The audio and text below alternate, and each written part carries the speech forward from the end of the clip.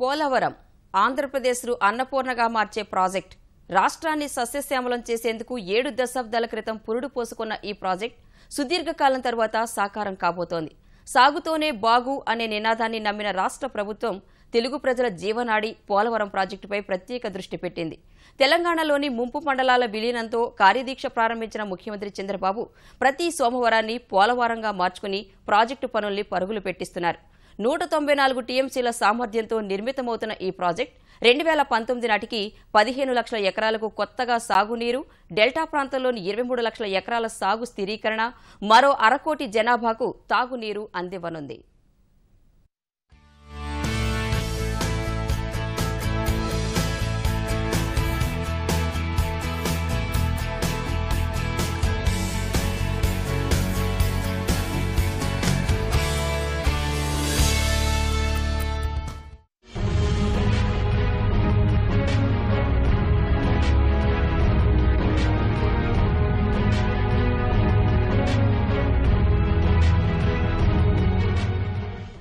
జలసిరులను కురిపించే ప్రతిష్టాత్మక పోలవరం ప్రాజెక్టు పనులను రాష్ట్ర ప్రభుత్వం పరుగులు పెట్టిస్తోంది. 3 ఏళ్ల క్రితం వరకు కొండగుట్టలతో నిండిన ప్రాజెక్టు ప్రాంతం ఇప్పుడు కోట్లాది టన్నుల మట్టి, రాళ్ల తవ్వకంతో పాటు లక్షలాది క్యూబిక్ మీటర్ల సిమెంటు పనులతో వడివడిగా నిర్మాణం వైపు దూసుకుపోతోంది. రేయింబవళ్లు ప్రాజెక్టు క్షేత్రం వద్ద ఇంజనీర్లు, వేలాది మంది శ్రామికులు ఆధునిక యంత్రాల సాయంతో spillway, spill channel, pilot channel, diaphragm wall, spillway crust గేట్ల నిర్మాణాన్ని పూర్తి చేసేందుకు అహర్నిశలు శ్రమిస్తున్నారు. అసాధ్యం అనుకున్న ప్రాజెక్టును కాంక్రీటు పనుల వరకు నడిపించింది రాష్ట్ర ప్రభుత్వం.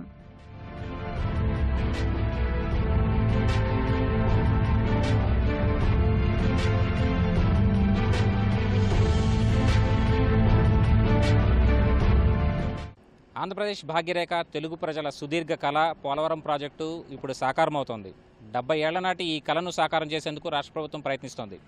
అటు స్పిల్వే పనులు కానీ, డయాఫ్రామ్ పనులు కానీ, నదిపై ఆనకట్టను నిర్మించే పనులు కూడా యుద్ధ ప్రాతిపదికన కొనసాగుతున్నాయి. ఇప్పుడు ఆ పనులు ఎలా కొనసాగుతున్నాయన్న అంశాన్ని పరిశీలిద్దాం.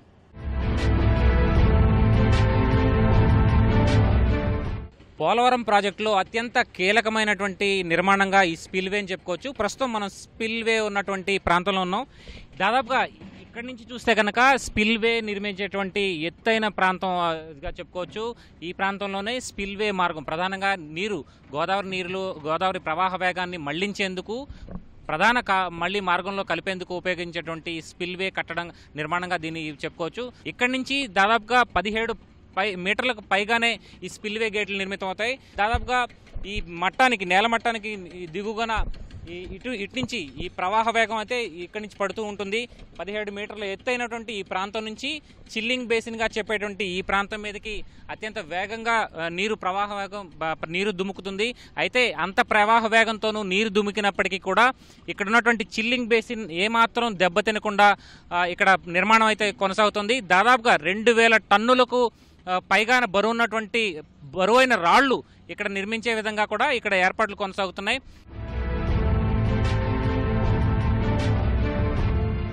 పోలవరం ప్రాజెక్టులో అత్యంత కీలకమైన కట్టడంగా స్పిల్వే చెప్పుకోవచ్చు. ఈ స్పిల్వే దాదాపు 1108 మీటర్ల పొడవున ఈ స్పిల్వే నిర్మితమవుతుంది. మనం చూస్తే కనుక ఇటువైపు కొండలైట్ అనే కొండ ఉంది. ఇక్కడ కొండలైట్ రాయితో నిర్మితమైనటువంటి కొండ.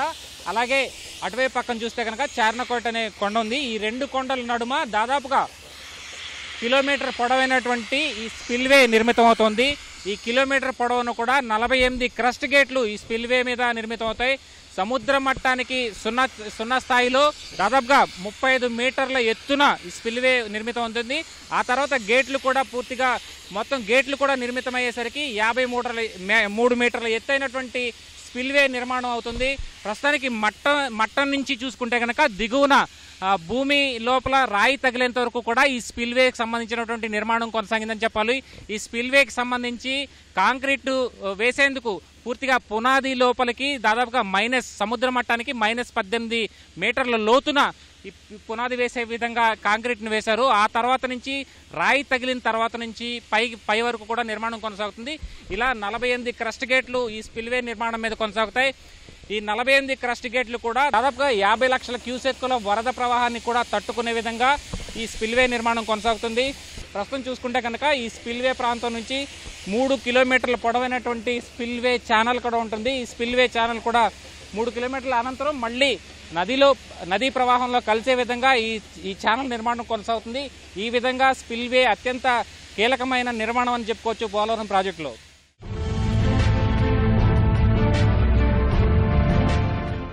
ప్రాజెక్టుకు అత్యంత సమీపంలోనే స్కిన్ ప్లేట్ అసెంబ్లింగ్ యూనిట్ను ఏర్పాటు చేసి క్రస్ట్ గేట్లను తయారు చేస్తున్నారు.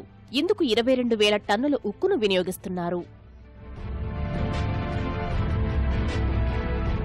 ప్రస్తుతం స్పిల్వేకి సంబంధించినటువంటి క్రస్ట్ గేట్లు కూడా ఇక్కడ పోలవరం ప్రాజెక్ట్ సైట్ వద్ద నిర్మితం అవుతున్నాయి. ప్రస్తుతం ఇక్కడ స్కిన్ ప్లేట్ అసెంబ్లింగ్ యూనిట్ వద్ద ఉన్నాం. ఈ స్కిన్ ప్లేట్ అసెంబ్లింగ్ యూనిట్ వద్ద ఉన్నటువంటి యార్డ్లో మొత్తం 48 క్రస్ట్ గేట్లను కూడా నిర్మించేందుకు పోలవరం అధికారులు పూర్తి రేయింబవళ్లు కూడా శ్రమిస్తున్నారని చెప్పొచ్చు.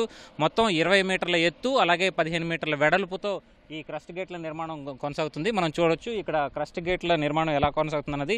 అత్యంత పటిష్టమైనటువంటి ఉక్కునే దీనికోసం వాడుతున్నారు.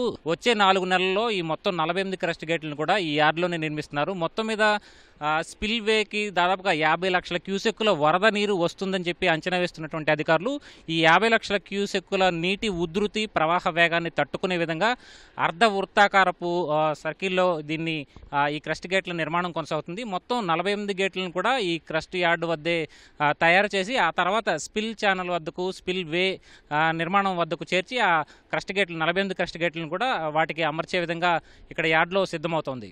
ప్రాజెక్టులో మరో కీలకమైన నిర్మాణం డయాఫ్రమ్ వాల్. నదీ గర్భంలో చేపట్టే ఈ నిర్మాణం అత్యంత క్లిష్టమైంది కూడా. నదికి అడ్డంగా ప్రవాహాన్ని నిలుపుదల చేసేందుకు ఇసుక పొరల లోపల దీన్ని నిర్మిస్తారు. ఇందుకోసం L&T, జర్మనీకి చెందిన బావర్ సంస్థలు ఆధునిక యంత్రాల సాయంతో డయాఫ్రమ్ వాల్ నిర్మాణాన్ని చేపడుతున్నాయి. దీనిపైనే earth cum rock fill dam నిర్మాణం కానుంది. దీనికి ఎగువనే కాఫర్ డ్యాం నిర్మిస్తున్నారు.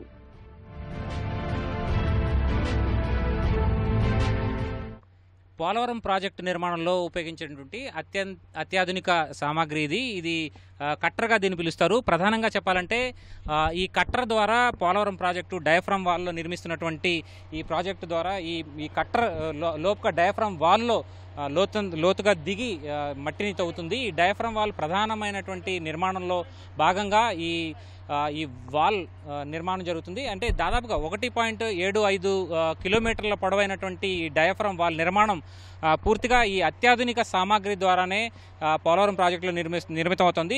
నది ప్రవాహ మట్టానికి దిగువన ఉన్నటువంటి ప్రాంతాన్ని ఈ కట్టర్ ద్వారానే తవ్వి లోపల ఉన్నటువంటి ఇసుకని తవ్వి అక్కడ ప్లాస్టిక్ కాంక్రీట్ని నింపుతారు. ఈ అత్యాధునిక ప్లాస్టిక్ కాంక్రీట్ కూడా అతి త్వరగా చల్లబడి గట్టిపడేటువంటి గుణం కలిగినటువంటి ఉంటుంది. అయితే ఈ డయాఫ్రమ్ వాల్లో ప్రధానంగా ఈ కట్టర్లు పూర్తిగా ఎంతవరకు అయితే లోపల రాయి భాగం తగులుతుందో అక్కడ వరకు అంత లోతు వరకు వెళ్ళి అక్కడ మట్టిని తీసేటువంటి పనిని చేస్తాయి.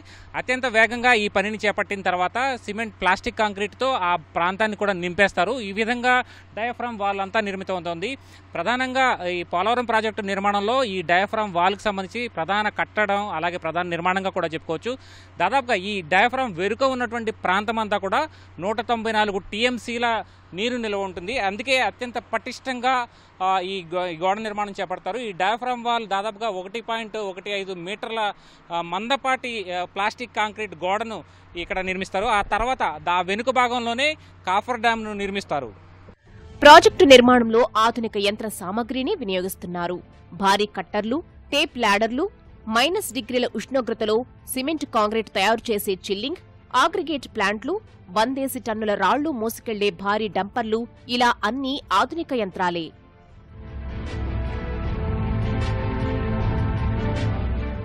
పోలవరం ప్రాజెక్టు పనుల్లో మట్టి తవ్వకం పనులతో పాటు రోజు వేలాది క్యూబిక్ మీటర్ల కాంక్రీట్ పనులు కూడా చేయాల్సి ఉంటుంది. ఇందుకోసం అత్యాధునిక సామాగ్రినే ఇక్కడ జలవనరుల శాఖ వినియోగిస్తుంది. ప్రత్యేకించి టెలిబెల్ట్ అనేటువంటి అత్యాధునిక యంత్ర పరికరం సాయంతో ఈ కాంక్రీట్ను స్పిల్వే పనుల కోసం వాడుతున్నారు. ప్రస్తుతం స్పిల్వే పనులు దాదాపుగా -18 మీటర్ల నుంచి పై వరకు కూడా నిర్మించాల్సి ఉంటుంది. క్రస్ట్ గేట్ల నిర్మాణానికి సంబంధించి కూడా ఈ కాంక్రీట్ పనులు అత్యంత వేగంగా కొనసాగుతున్నాయని అని చెప్పాలి.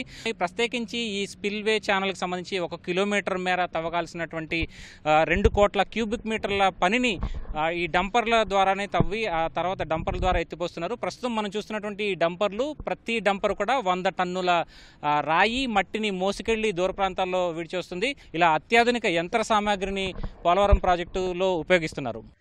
2018 నాటికే కాఫర్ డ్యాం నిర్మాణం పూర్తి చేసి గ్రావిటీతో కుడి ఎడమ కాల్వలకు నీళ్లివ్వాలని ప్రభుత్వ లక్ష్యంగా పెట్టుకుని పనులు పరుగులు పెట్టిస్తోంది. 70 ఏళ్ల నాటి ఆంధ్రప్రదేశ్ ప్రజల కళలను సాకారం చేసేందుకు రాష్ట్ర ప్రభుత్వం ప్రయత్నిస్తోంది.